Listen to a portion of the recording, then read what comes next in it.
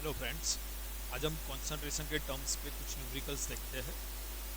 देखो, a sugar syrup of weight 214.2 gram contents 34.2 gram of sugar. तो इतने sugar syrup में इतना शुगर है, तो कैलकुलेट कीजिए mole fraction of sugar and molality of sugar syrup. चलो, किसी भी कॉन्सेंट्रेशन के न्यूमेरिकल्स में देख लो, solute plus solvent is equal to solution. इस शुगर सिरप में एज ए सॉल्यूट कौन है? शुगर। एज ए सॉल्वेंट है वाटर। आपको क्या दिया गया है कि 34.2 ग्राम ऑफ शुगर, मतलब सॉल्यूट कितना है, मास इसका 34.2 ग्राम शुगर डिजोल्व इन, मतलब कितने में डिजोल्व किया हुआ है? 214.2 ग्राम सॉल्यूशन। तो सॉल्वेंट का वेट कितना होगा? तो ये 34.2 है, सॉल्यूशन है 214.2 से सब्ट्रैक्ट कीजिए तो 180 ग्राम सॉल्वेंट है। जब भी आपको मोल फ्रैक्शन कैलकुलेट करना है तब टू मोल चले जाइए। मास, मोलर मास, शुगर है ना, उसकी फॉर्मूला है C12H22O11। कार्बन का एटॉमिक मास 12, हाइड्रोजन का 1 और ऑक्सीजन का 16। कैलकुलेशन करेंगे तो आ जाएगा 342 gram per mole. Molecular mass of H2O is 18 gram per mole. को मोल निकालना है। मोल की फॉर्मूला क्या है? Mass upon molar mass. तो शुगर का मास है 34.2 अपॉन मोलर मास 342, तो आंसर होता है 0.1 मोल। चलो इसी तरफ वाटर के देखें तो वाटर का मास है 180, मोलर मास है 18, तो 18 mole mass upon mass divided by molar mass, तो आंसर होता है 10 मोल। अब देखो क्या कैलकुलेट करना है? Mole fraction of sugar. तो mole fraction of sugar, sugar की मोल फ्रैक्शन का फॉर्मूला क्या होगा? जिसका मोल फ्रैक्शन निकालना ना, उसका mole of sugar upon total mole. तो mole of sugar upon total mole, मतलब सॉल्यूट कौन है? शुगर। तो mole of sugar plus mole of solvent H2O, तो mole of sugar plus mole of H2O। Mole of sugar, तो देखो sugar के मोल कितने हैं? 0.1 upon 0.1 plus mole of H2O कितने हैं? 10। तो कैलकुलेशन किया 0.001 मोल। और मोल फ्रैक्शन का कोई यूनिट नहीं होता है। सेकंड कैलकुलेशन हमको करना है मोलालिटी ऑफ शुगर सिरप्स। तो मोलालिटी का फॉर्मूला क्या है? मास of solute multiply by 1000 divided by molar mass of solute, mass of solvent in gram. Okay, तो मास ऑफ सॉल्यूट, सॉल्यूट का मास कितना है? 34.2 gram multiply by 1000। Molar mass of solute, solute कौन है? Sugar, उसका molar mass है 342 upon mass of solvent in gram. Solvent का mass कितना ग्राम है? 180।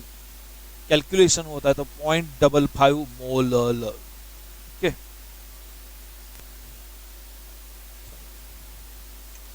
Next question. Calculate the mass of urea required in the making of 2.5 kg of 0.2 molar aqueous solution। ये जो question है ना, वो NCERT इन टेक्स्ट में। अब देखो, solute plus solvent is equal to solution. Mass of urea required in making the solution. तो as a solute कौन है? यूरिया। एक्वस सॉल्यूशन है तो सॉल्वेंट कौन होगा? वाटर। ओके, आपको क्या बताया गया है? मास ऑफ यूरिया कैलकुलेट करना in the making of 2.5 kg। तो सॉल्यूशन कितना है? 2.5 kg और 0.25 मोलर। यदि मैं ऐसा सोचूं कि यहाँ पे मुझको 0.25 मोलर गिवन है, तो मैं मोलालिटी की फॉर्मूला अप्लाई करूं। यदि मैं मोलालिटी की फॉर्मूला अप्लाई करता हूं तो फॉर्मूला है मास of solute upon molar mass of solute multiply by mass of solvent. यदि ग्राम में है तो ऊपर हो जाएगा 1000। अब देखो, मोलालिटी गिवन है 0.25, मास ऑफ सॉल्यूट कैलकुलेट करना है 1000, molar mass of solute, solute है यूरिया, यूरिया की फॉर्मूला होती है NH2CONH2। नाइट्रोजन का एटॉमिक मास है 12, हाइड्रोजन का 1, कार्बन का 12, ऑक्सीजन का 16। कैलकुलेट करेंगे तो आ जाएगा 60। मास ऑफ सॉल्वेंट, तो यहां पे सॉल्वेंट का मास आपको गिवन है? नहीं है। कई रेफरेंस बुक में क्या करते हैं, ये जो सॉल्यूशन का जो मास दिया है ना वो सॉल्वेंट का ले लेते हैं, लेकिन वो गलत है। तो ये इस मेथड से नहीं होगा, क्योंकि यहाँ पे दो अननोन है, ये भी नहीं पता और ये भी नहीं पता, मास ऑफ सॉलिड भी नहीं मालूम है और ये भी नहीं मालूम। अब ये मेथड से नहीं कर सकते। कई रेफरेंस बुक में क्या किया है, मास ऑफ सॉल्वेंट ले लिया है 2.5 kg, वो गलत है, वो मास ऑफ सॉल्यूशन। तो याद रखना, एक गड़बड़ मत करना, कितनी रेफरेंस बुक में इस तरह किया हुआ है, क्लियर नहीं करना। ये फॉर्मूला हम अप्लाई नहीं करेंगे, तो हम क्या करेंगे, 0.25 molal aqueous solution of urea. तो 0.25 molal aqueous solution of urea का मीनिंग क्या होगा? तो 0.25 molal aqueous solution of urea means जितने मोलल होते हैं ना इतने मोल। तो 0.25 मोलल है तो हम क्या बोलेंगे, 0.25 mole urea present in 1 kg of solvent. Molality होता है तो हम क्या बोलेंगे, सॉल्वेंट। तो 0.25 mole urea present in 1 kg 1000 gram of solvent. देखो, solute plus solvent is equal to solution, formula. ठीक है, क्वेश्चन देखो, यूरिया का एक्वियस सॉल्यूशन बनाना है, तो सॉल्यूट कौन है, यूरिया, सॉल्वेंट कौन है, वाटर। कितना मोलल है urea, 0.25 molal present in 1 kg of solvent, water 1। मुझको क्या कैलकुलेट करना है, तो मैं मोल मास कैलकुलेट कर दूं। यदि मोल मालूम है और मास कैलकुलेट करना है तो फॉर्मूला है mole multiply by molar mass, mole multiply by molar mass. तो सॉल्यूट का मोल कितना है, 0.25, उसका मोलर मास, यूरिया का मोलर मास कितना होगा, 60। तो mole multiply by molar mass 0.25 multiply by 60, तो कितना हो जाएगा, 15 ग्राम। सॉल्वेंट वाटर कितना ग्राम है, 1000 ग्राम गिवन है। तो सॉल्यूट है 15 ग्राम, सॉल्वेंट है 1000 ग्राम, दोनों का समेशन कर लो, कितना होगा, 105 ग्राम। अब हम क्या करेंगे, 105 ग्राम सॉल्यूशन में कितना है, 15 ग्राम। देखो 1015 ग्राम सॉल्यूशन में मास ऑफ सॉलिड 15 ग्राम। हमको कितने में पूछा गया है, 2.5 kg सॉल्यूशन बनाना है। तो 2.5 kg मतलब 500 ग्राम में कितना ग्राम सॉल्यूट होगा। तो 2500 multiply by 15 divided by 105, calculation करने से आंसर मिल जाएगा। तो यही सही मेथड है। अब ये फॉर्मूला अप्लाई कर देंगे ना तो गलत हो जाएगा, याद रखना। मास ऑफ सॉल्यूशन को आप मास ऑफ सॉल्वेंट कंसीडर नहीं कर सकते। हाँ, पीपीएम में कर सकते, क्योंकि वहां पे ड्रास्टिक डिफरेंस होता है दोनों के बीच में। ठीक है, देखते हैं आगे।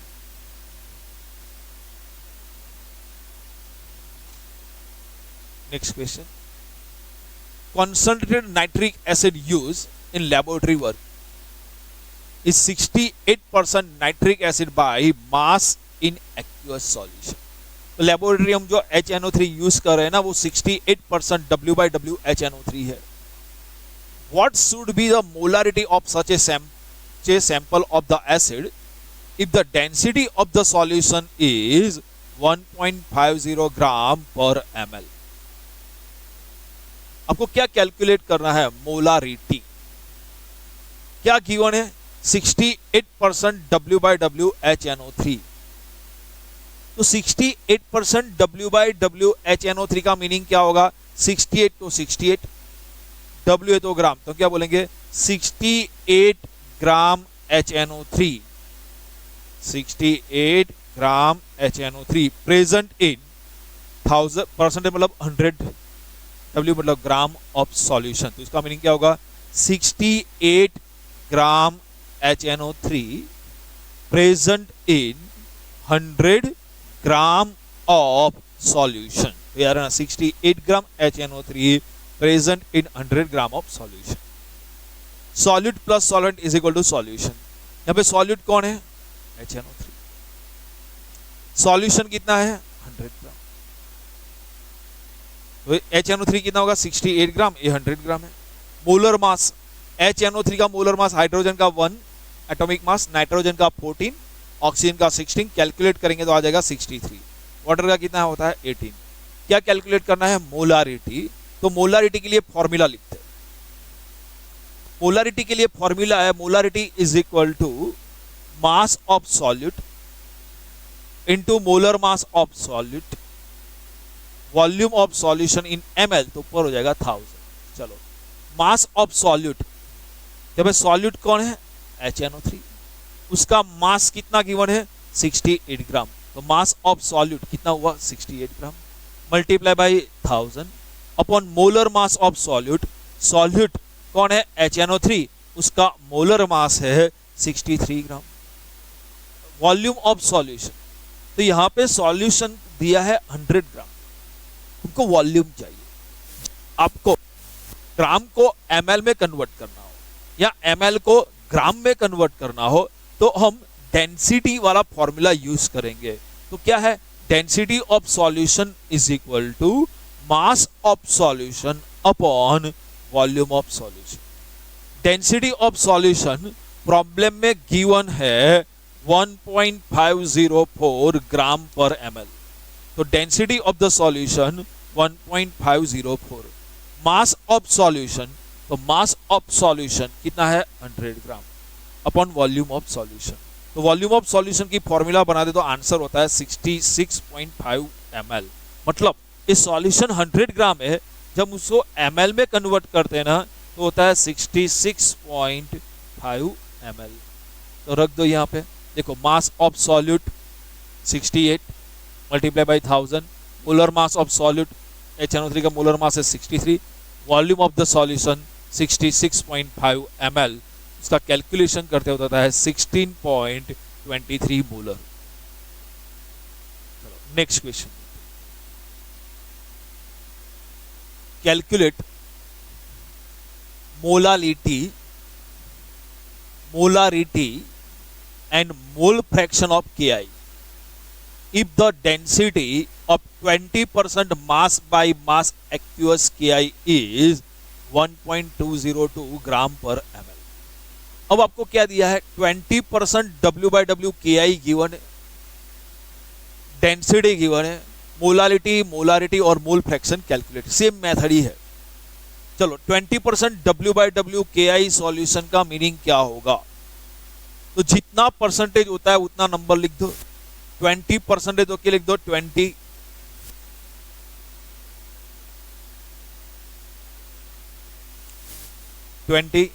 W तो क्या लिखेंगे? ग्राम Ki।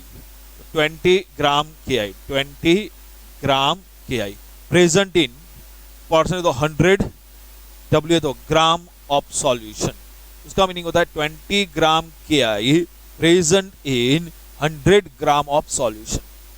जब भी कोई कॉन्सेंट्रेशन टर्म का न्यूमेरिकल हो तो लिख दो solute plus solvent is equal to solution. Solute कौन है? Ki। एक्वियस सॉल्यूशन है तो सॉल्वेंट कौन है? Water.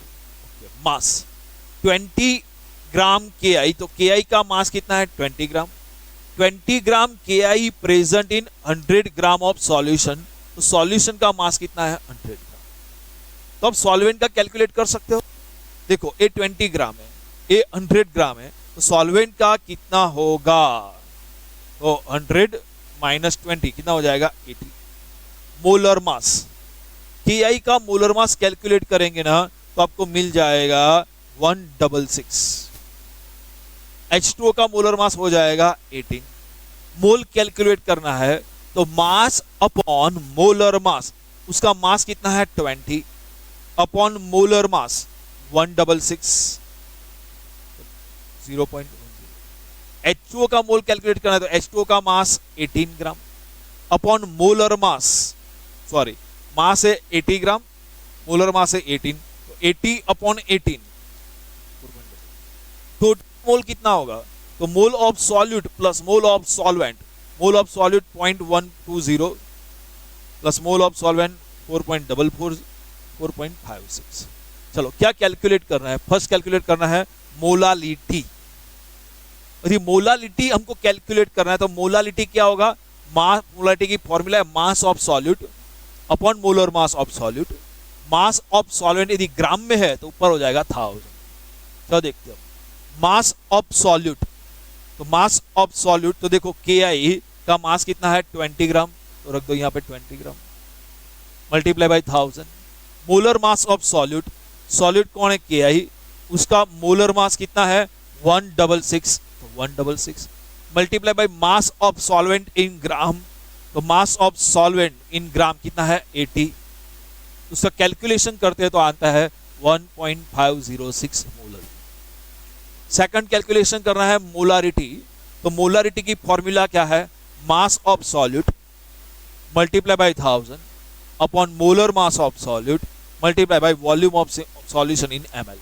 Mass of solute 20 gram multiply by 1000, molar mass of solute 166, volume of solution, तो यहां पे सॉल्यूशन का मास गिवन है 100 ग्राम, तो वॉल्यूम में कैसे कन्वर्ट करेंगे, अभी ग्राम को वॉल्यूम में या वॉल्यूम को ग्राम में कन्वर्ट करेंगे तो हम कौन सी फॉर्मूला यूज करेंगे, डेंसिटी की। तो देखो density of solution is equal to mass upon volume, तो mass of solution upon volume of solution. Density of the solution given in the problem is 1.202, mass of solution कितना है problem में 100, volume of solution calculation करते तो होता है 83.19 ml। 100 ग्राम को हम डेंसिटी के बेस पे ml में कन्वर्ट किया तो कितना हुआ 83.19 ml। अब रख दो मास of solute 20, molar mass of solute 166, volume of solution 100 ग्राम का वॉल्यूम कितना हुआ 83.19, तो कैलकुलेशन करने से आया 1.44 मोलर।